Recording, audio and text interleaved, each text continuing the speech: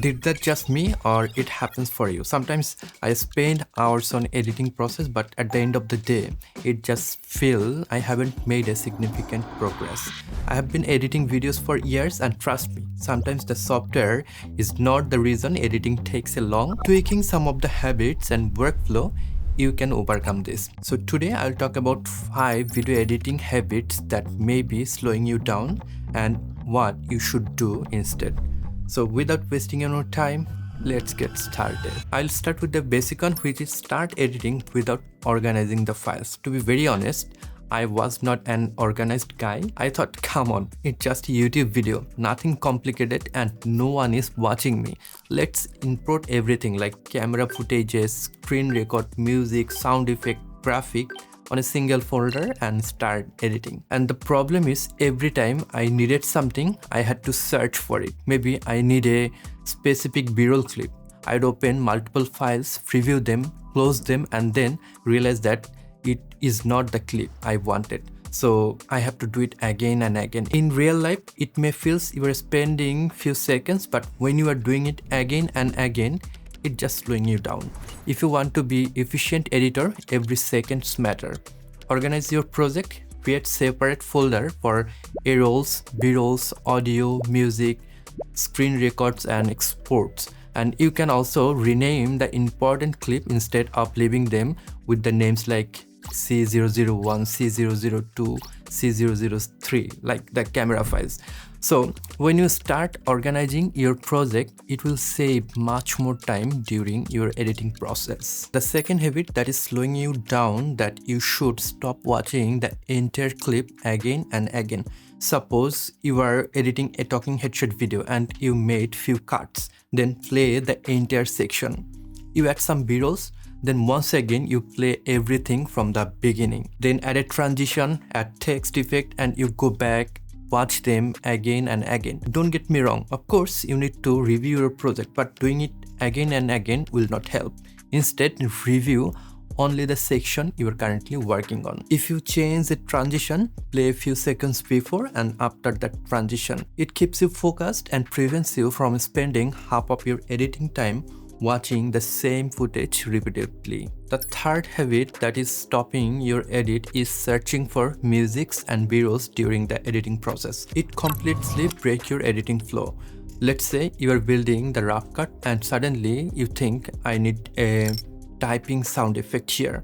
To do that, you have to open the website or the panel inside Premiere Pro, then search for the sound, preview 10 different options, download one, import it and return to the timeline. Same thing can happen for background music.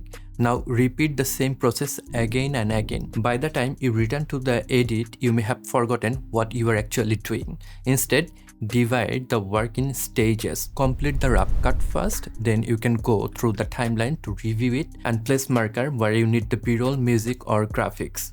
Collect the necessary assets and then finish it one by one.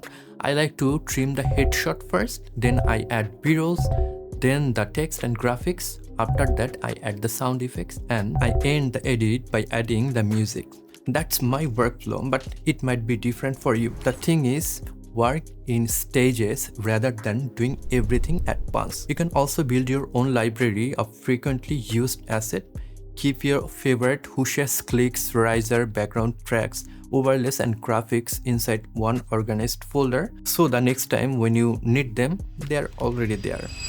The fourth habit is manually rebuilding the effects you have already created before. That is a huge waste of time. If you ever find any effect or animation, you'll use it in the future. Just make a preset or template out of them. For an example, in Adobe Premiere Pro, you can save your frequently used effects as a effects preset. You can create a project template that is already include your bins, sequences, adjustment layer, music track and graphics. You can also save your lower third, the title animation and callouts as motion graphics template. The goal is not to make every video look identical. The goal is to avoid repeating technical work that does not need to be repeated. Now the last one, and probably the biggest one, is stop using mouse for everything. Cutting clips, selecting tools, moving between the editing point zooming into the timeline and deleting gaps. All of this action can take longer when you constantly move the cursor around the screen. Start learning the shortcut for the task you repeat most often. You do not need to memorize every single Premiere Pro shortcuts in one single day. Begin with like 5 or 6 keyboard shortcut. Cut at the end playhead, repel, delete, add, edit, selection tool, then track select and zoom in or zoom out. Then customize the shortcut around the way you edit. At first, it may feel slightly slower because you are building a new habit, but after a few projects, your hands will start moving automatically. A faster workflow does not mean rushing the edit or reducing the quality. It means spending less time on repetitive tasks and more time making creative decisions. So, among these 5 habits, which habits are you guilty of?